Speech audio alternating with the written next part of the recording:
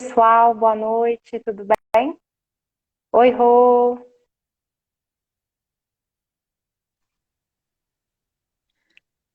Oi, E aí, Douglas. quanto tempo? Não é, menino? Pois Parece a é, eternidade. pois é, tempo tá voando. É verdade. Pessoal, ô, Douglas, vamos esperar aqui só o pessoal, né, Uhum. entrar um pouquinho. Enquanto isso, eu vou te apresentar, tá bom? Beleza, Boa noite, gente. Meu nome é Tamara Santos, sou membro aqui efetiva do Direito Simples Assim, né?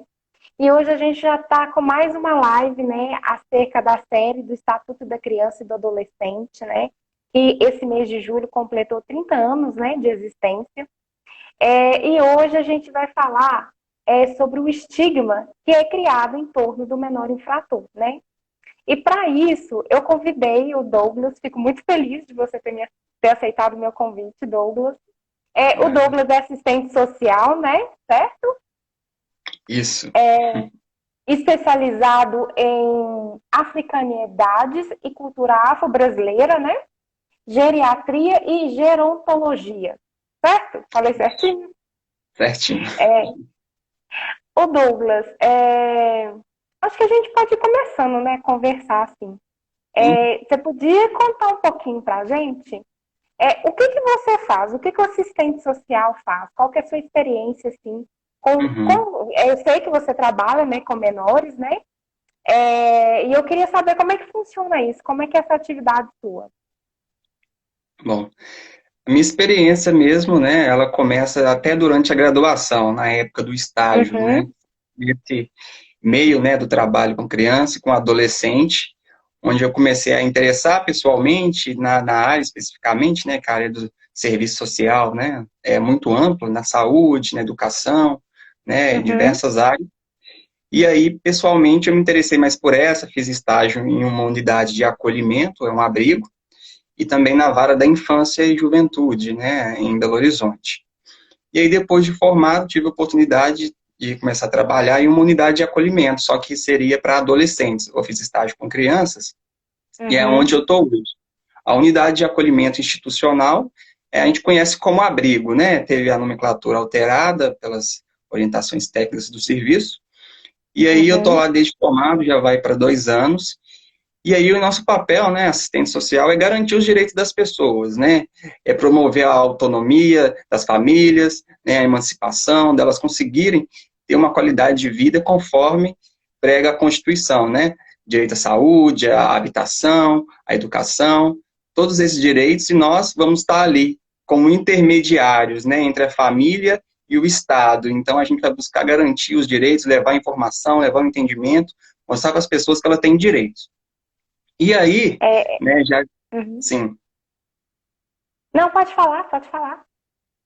não, já ia fazer aqui, colocando, né, trazendo o assunto que a gente tem hoje da live, para esclarecer um Uhum, pouco disso, porque eu trabalho em unidade de acolhimento, como eu disse, lá o nosso objetivo é garantir proteção. Lá, quem vai para lá, adolescentes de 12 até 17 anos, eles estão ali para serem protegidos. Então, nosso papel é cuidar deles no período que eles estão ali. Porque se eles estão lá, é porque algo falhou lá atrás, seja a família, a sociedade e é principalmente o Estado, né? Então, nosso papel é garantir que enquanto eles estão lá, eles têm que ter o direito garantido, né? Fazer aquilo que quem deveria ter feito muitas vezes não fez.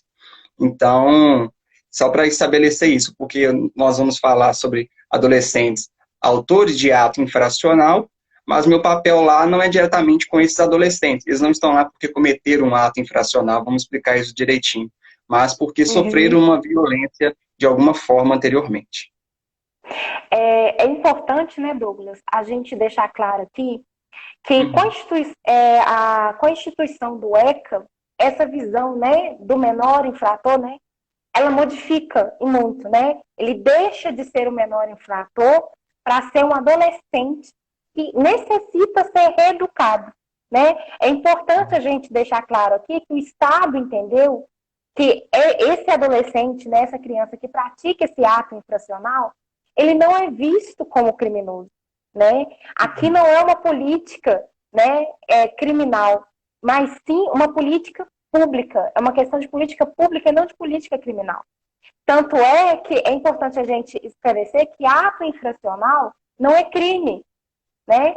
Então, é importante a gente deixar claro isso, né, para a população de uma forma geral, porque o noticiário, né, a partir do momento que noticia ali, né, olha, criança ali de 16 anos praticou tal crime. Então, é importante a gente desconstruir, né, essa visão que é colocada, porque é preciso que todo mundo entenda que criança e adolescente precisa de educação, de carinho, de amor, né? Seja pela família, seja por quem de direito ali, né? É igual você falou. Se ele está ali, né, nesses abrigos, nessas instituições, né, para poder cumprir medida socioeducativa, é porque alguém falhou, né? Seja o Estado, seja a família, e a gente tem que desconstruir essa visão de que a criança tem que ir, né, para o sistema penitenciário, né? Tem gente que defende aí a alteração da maioridade penal, porque não é essa a ideia, né? A gente tem que entender Exato. que criança precisa de proteção. E o ECA faz isso. Ele vem mudando essa vertente e trazendo essas novas políticas, né? Para que a sociedade entenda que todos ali são responsáveis, né, para a educação dessas crianças. E, a partir disso, eu queria, né, depois dessa explanação toda, apesar que eu não vim aqui para poder eu explanar, né, eu queria que você falasse, Douglas, da onde que você acha que surge essa questão do estigma, né, em face desse adolescente que pratica o ato infracional? Sim, e aí a gente tem que olhar para o passado, né? Nós temos que ver o que aconteceu lá atrás para entender o hoje. Então, aí até trazendo um pouco, problematizando o nosso título da live aí, alguns colegas me falaram, me abordaram, né? O estigma em torno do menor infrator, né? Que aí até uma questão que já remonta lá atrás, né? Que começa em 1927, com o Código Melo Paiva, né? Conhecido como Código de Menores, e depois, em 79, tem uma alteração. Então, naquela época, lá na década de 30, mais ou menos, o governo, né, liberal e tudo, ele é chamado a intervir na situação do menor, né, que naquela época era com as crianças, não tinha essa visão que tem hoje, é considerado como se fosse um adulto também, que tinha as mesmas escolhas, a mesma crítica, e não era bem assim. Então, o papel do Estado é chamado a intervir. Então, as crianças naquela época, elas são consideradas vadios, né, pivete, esse tipo de termo, menores, né, que se tornou um termo pejorativo.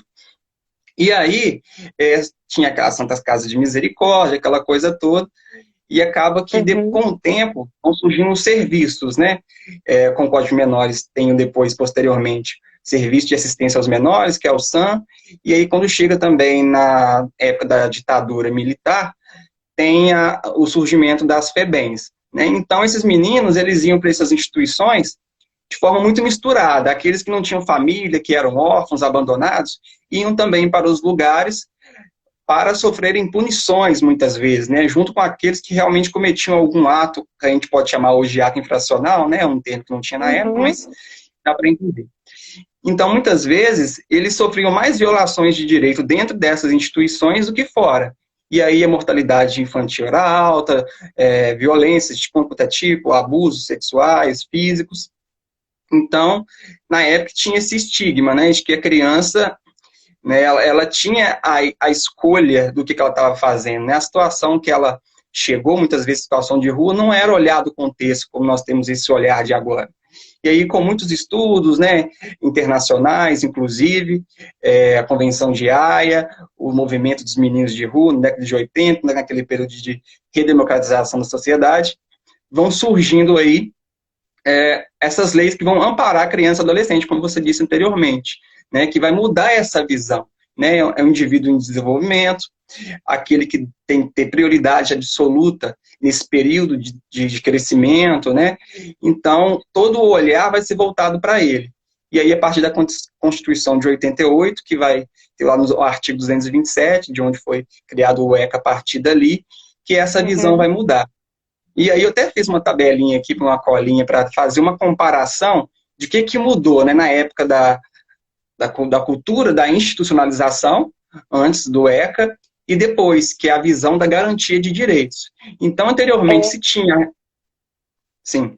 Não, eu só vou ressalvar aqui, Douglas, que justamente nessa época da FEBEM aí que você está colocando, a FEBEM, na verdade, ela trazia muito mais problemas do que solução, né? Porque o índice, né, de rebelião, igual você falou, de violação de direitos, era muito maior. Exato. Acontecia justamente o que acontece com o nosso sistema prisional normal hoje, né? Que em vez de melhorar o cidadão, acaba piorando, né? Porque a criança ali ela não tinha amparo nenhum, né? Então é importante a gente deixar claro como que era a FEBEM para a gente ver justamente a beleza da implementação do ECA, quando ele traz, né, esses novos direitos aí que eu tenho certeza que você vai abordar aí. Agora pode ir. É Sim. só fazer essa colocação mesmo. Exatamente. E aí fala que antigamente a resposta a essas situações era a institucionalização, colocar na instituição, deixar lá, punição o tempo inteiro, né? Não sabia muito o que fazer, não tinha essa visão diferente para criança ou adolescente. Então era colocar na instituição.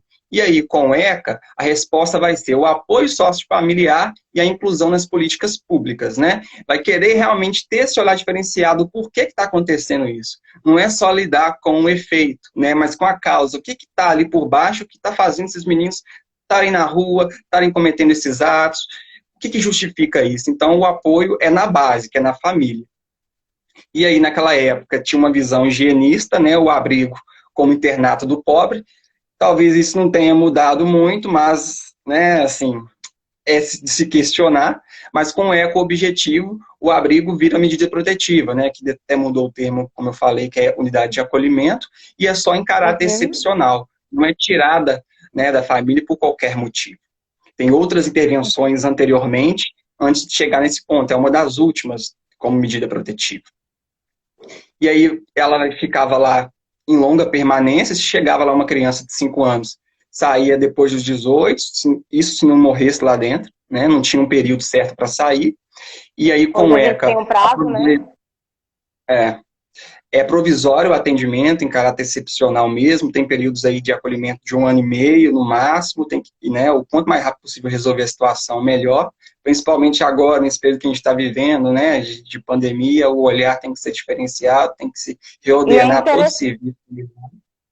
Isso, e é interessante também pontuar, Douglas, que no caso da medida socioeducativa, né, que é aquela aplicada ao adolescente infrator, veja bem, aqui a gente não está falando de pena, de penalização, né? Aqui a gente está falando de Uhum. uma socioeducação, né? Que é a medida socioeducativa, ela também tem prazo, né? A criança só vai poder ficar submetida a ela pelo período de 3 anos, né? Uhum. Ou se não, até atingir os 21 anos. Aí ela tem que ser colocada ou em semi-liberdade, né? Ou liberdade assistida, que geralmente é na responsabilidade dos pais. Então, hoje a gente também consegue perceber esse envolvimento, né? Da sociedade, do Estado e da família, né? Dos pais ali presentes.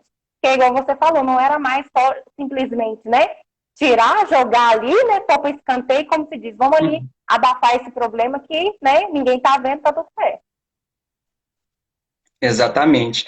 E aí, uma coisa vai entrar na outra, né? Porque eu falei que a minha instituição de trabalho não é onde eles vão cumprir a medida ou Uhum. estão ali por punição, mas acaba que alguns desses meninos que com histórias tão difíceis vão parar ali por algum problema, em meio à trajetória deles, por algum motivo, em algum momento, eles também acabam se envolvendo com os atos infracionais. E aí a gente convive com eles, lida com essa situação toda, acompanha o período de cumprimento dessa medida socioeducativa. E aí é bom citar, né, você principalmente pode falar, que tem as gradações também das medidas socioeducativas, né? Inicialmente tem a advertência, pode ter a liberdade assistida, vai ter ali a prestação de serviços à comunidade, a semi-liberdade e a privação de liberdade, que é a internação, né? Que é a Então tem exceção, uma né? É série. importante isso. Ela é em último caso, né? A privação de Uhum. liberdade, né? A liberdade é garantia, né? Para todos, né? Tá ali como direito fundamental estabelecido na nossa Constituição e não é diferente para criança e para adolescente. Então, só vai se retirar essa liberdade em caso excepcional, né? É importante a gente deixar claro isso por causa dessa medida que o ECA toma, dessa nova visão implementada, que é a questão da educação, da socialização, em que eles são colocados. Então, é importante a gente deixar claro, né, que essa visão ela tem que ser modificada, né? A sociedade, de alguma forma, ela tem que olhar a criança e o adolescente, né, com outros olhos, né? Exatamente. E aí, até, né, a gente trocando ideia, eu estava olhando anteriormente, para pesquisando algumas coisas, até o próprio Uhum. Conselho Regional de Serviço Social publicou uma nota de repúdio essa semana que passou agora, porque foi feito um projeto aí, junto ao Ministério Público, ao Judiciário, abrindo mais dezenas de unidades, umas 18 mais ou menos, em Minas Gerais, vagas de semi-liberdade e internação. E aí, em vez de você, já é a visão, né? Você já está lidando com o efeito. Você quer fazer a punição, quer abrir lugar para colocar os jovens, e aí a prioridade, que é a base, aquele olhar lá atrás, que a gente comentou no começo, né? Em relação ao apoio familiar. Cadê? Não tem vagas em creche, não tem vagas em escola. O mais importante que nós vemos, principalmente na minha área, não vê vagas de menor aprendiz, oportunidade de trabalho. Então, a diferença de olhar, qual a prioridade que você está tendo nesse momento? Se você está priorizando mais lidar com esse tipo de efeito, com a punição, do que trabalhar com a base. Porque se a gente julga, né, essa frase é batida, as crianças são o futuro do país, mas que futuro que nós estamos plantando agora? Né? A gente já está lidando com esse olhar de que já vai dar errado mesmo, tem que criar vagas de prisão, etc. Mas e aí? Né? Então, acho que é importante até trazer isso, né, a iniciativa de você falar desse estigma, da gente discutir isso aqui mesmo.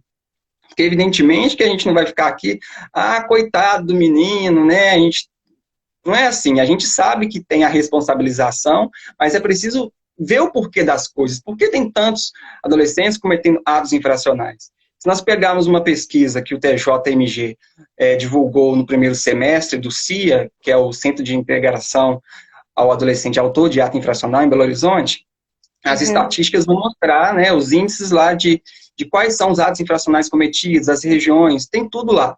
E aí você vai ver que a maioria dos atos, né, eles são cometidos, são envolvimento com tráfico e uso de drogas, né, aquela questão que você comentou de reduzir a maioridade penal para 16 anos porque eles cometem mais atos bárbaros, vamos dizer aí. As estatísticas mostram que não, né, e até porque não faz nem sentido ser 16 anos, com base em que tem isso? A gente entende também que tem questões ideológicas envolvidas nisso, quando isso é levantado em pauta também. Então, nós precisamos ter esse entendimento, né? Ter essa crítica de saber por que está sendo dito isso e saber diferenciar quando a gente vê na televisão, como você comentou, né? Mais um adolescente comete isso, mas que história que ele traz? Né? Qual foi a trajetória para ele chegar naquele ponto ali? E a adolescência é uma fase complicada mesmo, assim, né? Principalmente isso quando você já tem uma família, muitas vezes, organizada, que te dá condições materiais de viver, já é um momento complicado. E aí você vai olhar para um momento que a gente está passando como agora, onde as pessoas não têm nem água para lavar a mão, porque, né, precisa para não pegar um vírus que está matando todo mundo. E aí, né? Como é que você vai falar que um adolescente, não faz isso não, porque... você vai ter isso, mas você vai ter o quê? O que você pode oferecer? Né? No dia a dia, lidando com esses adolescentes, né, quando a gente está ali nesse trabalho socioeducativo mesmo, de fazer uma retificação para o ato, né, do que ele cometeu muitas vezes, você não, os argumentos que você tem que tirar para colocar, né, porque eles são muito inteligentes, para falar, justificar o porquê de não cometer aquele ato, né, você não consegue tirar muita coisa. Vamos ter um objetivo mais concreto na vida, vamos arrumar um trabalho, vamos estudar, mas aí o trabalho, nem você sabe de onde você vai tirar para aquele adolescente no projeto de vida que você está propondo para ele. Então, é uma questão assim de organização nos 3 níveis, né? Municipal, estadual, federal, e que muitas vezes o ECA ele não vai ter essa visão de que funciona porque as coisas não encaixam, né? Não tem valorização das políticas da base, para que lá na frente a gente tenha esses retornos. É uma situação difícil, né? E o interessante é que a primeira coisa que as pessoas, né, de forma geral, fazem é atacar a lei, né? Nossa, mas esse ECA não serve para nada, né? Quantas vezes a gente já ouviu isso? inclusive na mídia. Eu acho Normalmente que de quem nem talvez. lê, né? Exatamente. Eu acho que a mídia tem hora que problemiza, sabe, essa coisa de uma forma muito maior, amplia isso de uma forma muito maior. A questão não é a lei, porque a lei coloca diretrizes, né? Estabelece, igual você falou, você tenta ali conversar com o Jó e falar assim, olha, tem uma forma diferente de viver do que essa que você está levando. Mas é igual você falou, você fala isso, mas nem você acredita nisso, porque igual você falou, como é que a gente vai tirar? Da onde que a gente vai tirar? Vai colocar esse menino aonde? Né? Então, eu acho assim, é igual você falou, o governo, ele cria legislação, né? O governo não, o legislativo ali, né? Coloca essa questão Uhum. legislativa de uma forma ampla, igual eu falei, que o ECA, ele aborda ali, né? Ele traz muitas diretrizes com direitos fundamentais para a criança, né? Com uma nova visibilidade, mas, no entanto, o Estado, ele não consegue implementar aquilo ali. Ele não consegue ali implantar, por exemplo, igual você falou, colocar emprego, colocar curso profissionalizante, permitir que essa criança estude, né, que ela seja educada, né? E hoje a gente ainda tem convivido com a questão da violência policial que tem acontecido cada vez em número Uhum. maior, né? Então, é igual você falou, a polícia pergunta primeiro, agride primeiro, depois pergunta, né? Então, a gente vê a todo momento o direito dessas crianças e adolescentes serem violados, né? Por quem, na verdade, deveria estar resguardando.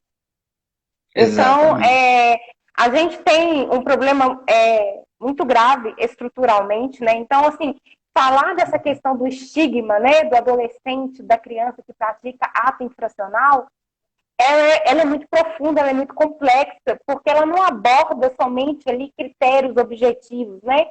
Ela vai trabalhar com Uhum. questões subjetivas, né? Que vai envolver tanto o Estado, a sociedade, a família como um todo, igual você colocou, muitas vezes esse adolescente, essa criança não tem sequer base familiar, né? E é igual você falou, já é uma fase ali onde você está formando a personalidade daquele ser. Então, se ele não tem, né, um exemplo para onde olhar, um guia, aí você imagina, para esses que têm isso, já está difícil, imagina para aqueles que não têm, né? Então, assim, é muito complicado a gente lidar com esse assunto, né?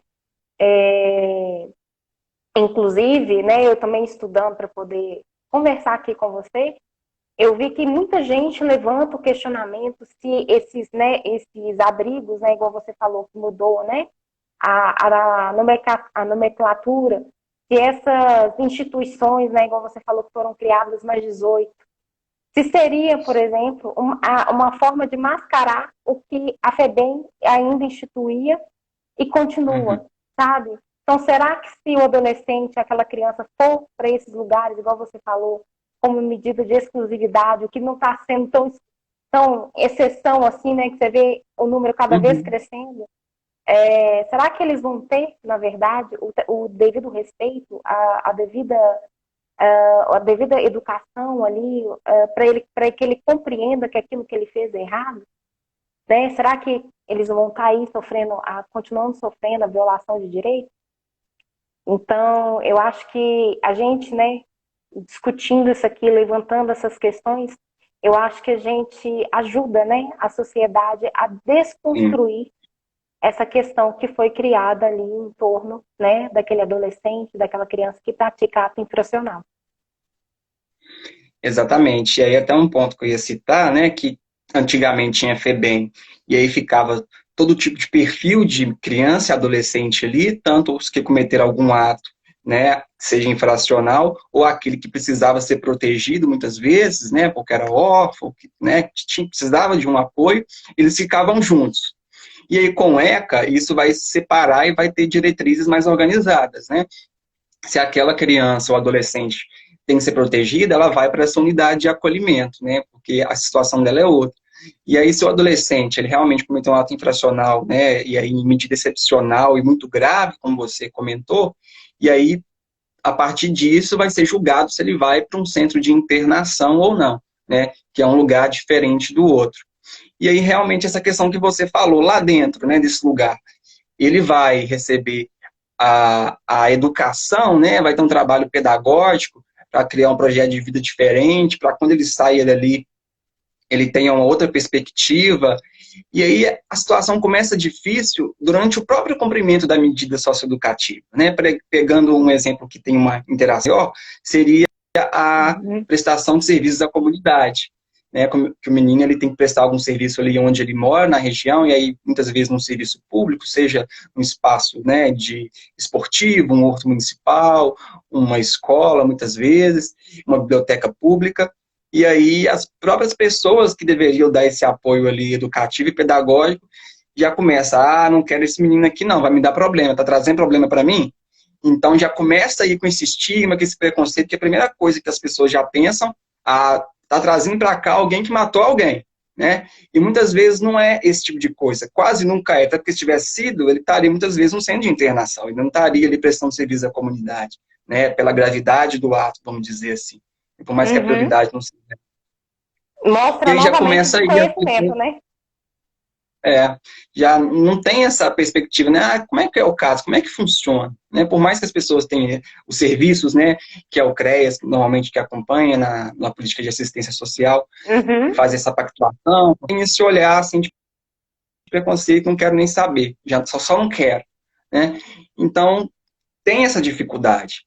E aí depois é mais ainda, se você, igual nós tivemos um caso de um adolescente que ele cometeu ato infracional, ele pegou ali a liberdade assistida, que ele faz o acompanhamento psicossocial durante 6 meses, e aí depois ele teve a oportunidade de mandar um currículo para uma empresa, ele já ia, né, atingir a maioridade, a gente estava desligando ele do serviço, e aí a empresa puxou lá, né, a ficha dele, de alguma forma conseguiram, e viram que ele tinha cometido um ato infracional. E aí falaram, não vamos querer arriscar, né, assim, nem questioná-lo o que foi, o que tinha acontecido, né, e tinha sido uma discussão de escola. Nem levou em conta a experiência dele, né? Então isso aí já barrou o menino, assim, né, então já dificultou. Ele conseguiu a primeira oportunidade de emprego. Então são questões que muitas vezes as pessoas não dão olhar e oportunidade de saber quem é aquele outro. Desde nesse momento, para ajudá-lo a ressignificar o que aconteceu, ou mesmo para entender quem é aquele ser humano, né? O que aconteceu para chegar nesse ponto de cometer um ato infracional? Qual o apoio, qual é a vivência dele naquele momento para chegar nesse ponto? Então, realmente, assim, né, a gente tem que estar realmente falando sobre essas coisas, tirar dúvidas mesmo, porque esse estigma, esses preconceitos, eles estão a todo momento, principalmente agora, nesse momento que a gente está passando, de muito conservadorismo, né, de um olhar preconceituoso para tudo, então não está fácil. É aquela coisa, né, Douglas? E nós, enquanto seres humanos, né, precisamos crescer, né? Crescer para parar de olhar somente para a gente e olhar, né, para o outro, para uma sociedade que está aí, né, está sendo vivenciada a troncos e barrancos, né? Então, assim, a gente precisa crescer e aprender com os nossos erros, né? Igual você falou, tanto nós enquanto comunidade, quanto Estado, né? Olhar para a sociedade de base, né? Ver o porquê que aquilo acontece. Porque eu tenho certeza, né? Se você trabalhar a base, o resultado lá em cima vai ser muito melhor, né? Em vez de aumentar o número, né, de casos de internação, a gente pode haver aí a redução de casos de internação, né? Então, a gente precisa, enquanto sociedade, a gente precisa filtrar quando tem ali uma reportagem, um sensacionalismo, né, passando ali na televisão, a gente precisa filtrar aquilo e saber que não é bem daquele jeito que está sendo colocado, né, que tem uma outra realidade ali por trás.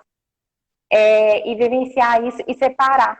Porque a criança, né, o ECA é muito claro nisso, a criança, o adolescente, eles precisam de proteção, ainda que sejam aqueles que praticam ato infracional. Eles precisam ser protegidos para que isso não aconteça mais. Né? Eles precisam serem acolhidos. Receber um investimento, né? Exato, é falta de investimento o tempo inteiro que nós vemos, né, assim, na educação, né, isso já é clássico para a gente, o que a gente pode fazer para mudar isso a partir de então, né, do nosso lugar, de onde a gente está, porque não podemos, né, ter essa visão de que vamos mudar o mundo, mas de onde eu estou, o que eu posso fazer a partir daqui, né, com as pessoas que eu me relaciono, seja no campo pessoal, seja profissionalmente, né, porque nós vemos muito pessoas que trabalham dentro do próprio serviço que têm essa visão, né, punitiva, essa visão do menor infrator, né, ali, que não vai mudar mais, isso aí nasceu assim, vai morrer assim. Então, se a gente está nesse serviço, a gente não pode ter esse tipo de visão, por mais difícil que seja, né? Então, assim, já começa pela própria desvalorização do seu material humano, né, do usuário do serviço ali. E realmente uma área que a pessoa tem que ter perfil para a coisa mesmo. Porque senão ela não dá conta, ela vai se frustrar, né? Ela vai achar que ela não fez o suficiente. Nunca a gente vai ter feito mesmo, né? Mas o que realmente na prática você está fazendo, né? Quais são as articulações que você faz, o seu discurso? Porque o mais importante de um trabalho com um adolescente desse, que eu percebo assim, é a vinculação que você faz. E isso nós percebemos depois, né? A gente tem retorno disso. Porque. A Ana Gori, espera só um minutinho, Douglas. A Ana Gori está Uhum, aqui, ó. Ninguém poderia ter esse tipo de visão, pelos motivos óbvios. E eu, de certa forma, eu concordo com ela, porque se você for ver, essa questão também se enquadra no sistema penitenciário normal nosso.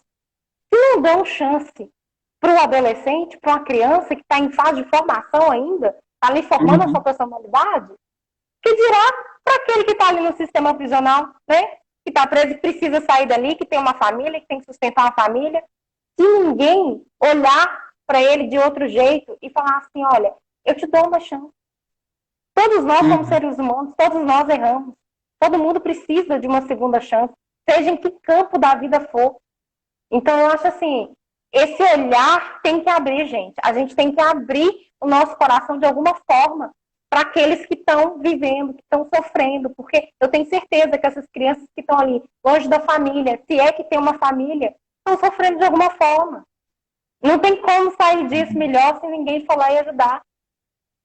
E Entendeu? aí até falo para a Ana, né, que nós estamos vivendo em tempos onde nós temos que, sim, explicar o óbvio, porque nada está claro, né? A gente, meu Deus, eu tenho que explicar isso, eu tenho que realmente justificar e tem, porque, infelizmente, por tudo que a gente está passando, a gente tem que bater na tecla várias vezes.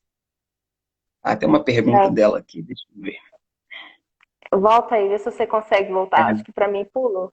Ai, Quem é a gente para entender todas as nuances que levam o menor a infringir a lei? Tudo é julgamento superficial. Realmente, assim, por mais que nós estamos ali, né, lê os casos, a pessoa passa, você convive, nunca vai ser o suficiente mesmo para saber o que passa na cabeça do menino, né, assim. E aí, para a gente vir de fora e justificar, né, porque ele não teve o apoio familiar, e muitas vezes alguma pessoa, né, que não vai ter essa crítica, ou que passou por uma situação que sofreu o ato infracional de um adolescente desse, né, vai vir aquele discurso, então leva para casa, né, se fosse você não estaria falando isso, aquela coisa toda.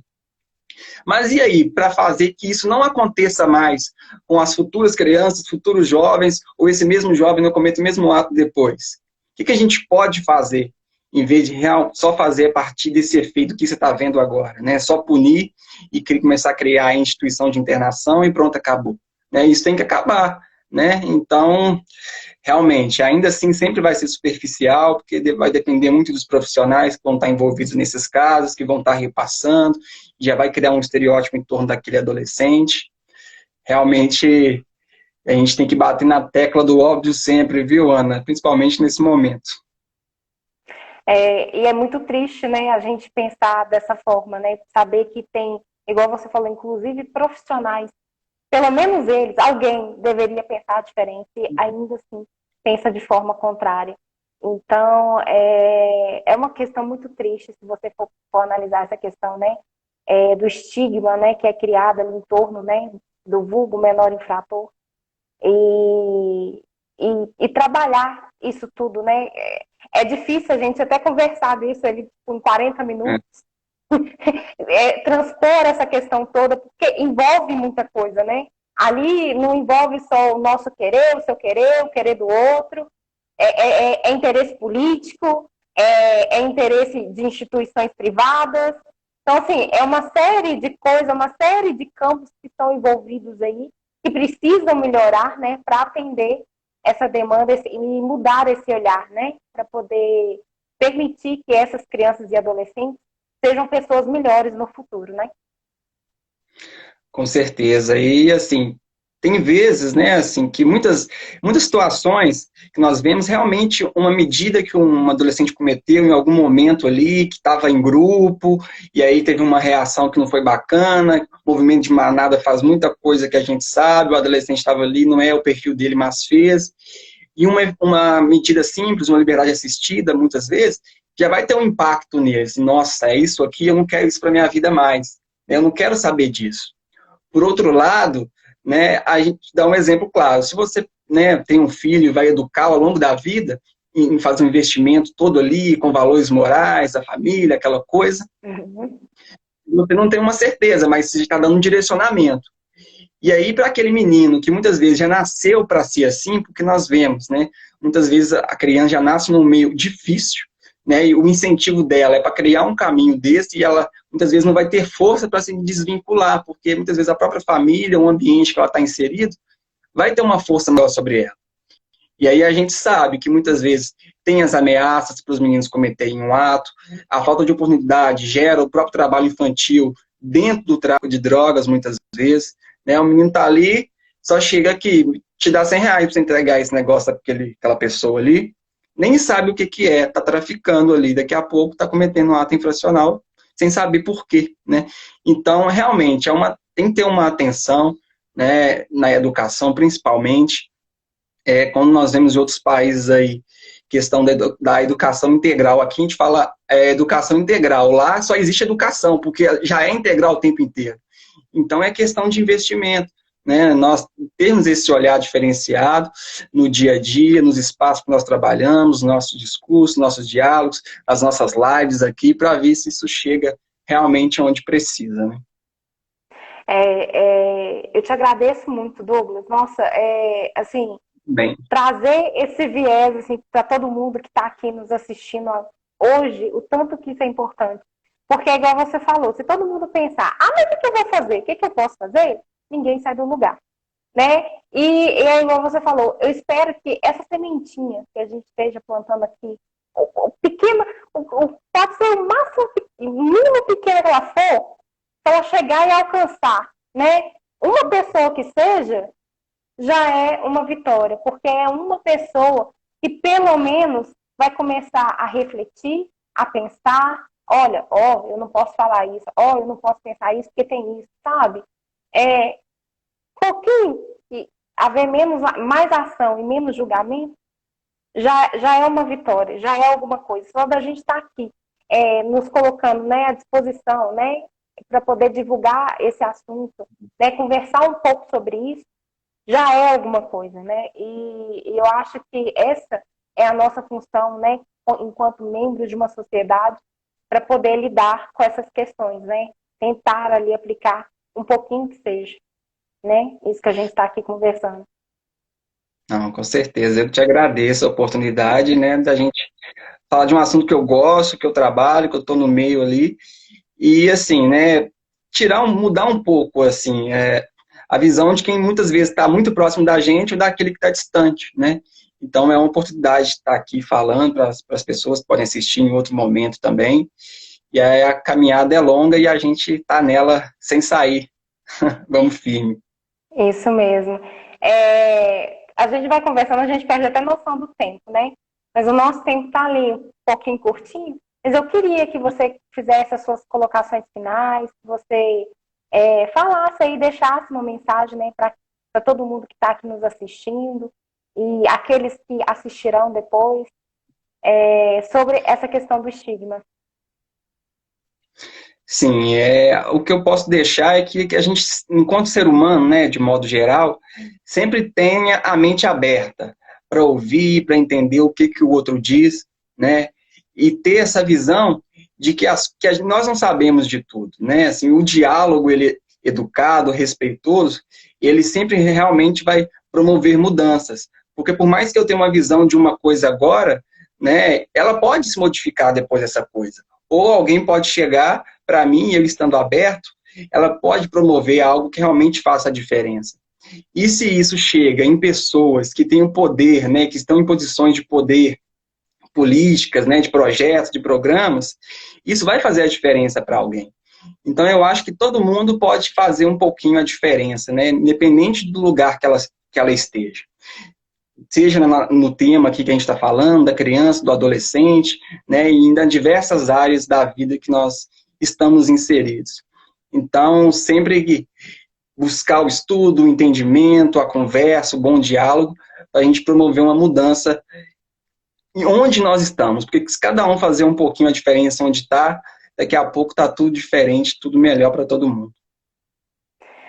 Ai, Douglas, é muito bom, sabe? Ouvir isso, sabe? E poder passar isso. Eu quero, em nome do Direito Simples Assim, né, lhe agradecer pela sua presença, por ter aceitado o nosso convite, por ter aceitado levantar essa questão. E quero, é isso, te agradecer por esse comprometimento que você Obrigado. tem. E espero que você continue, né, desenvolvendo esse trabalho seu tão bonito, igual você colocou aqui. É isso. Então, no mais, pessoal, é isso. Eu espero que vocês reflitam aí acerca do tema. E até a próxima live, porque a série do EC ainda continua, né? Pela próxima semana aí, a gente vai ter outros temas. E a gente só quer que vocês estejam aqui presentes para poder participar dessas discussões. Nosso muito obrigada. Obrigada, Douglas. Fica Obrigado com a Deus vocês. e até a próxima. Tchau, gente. Até.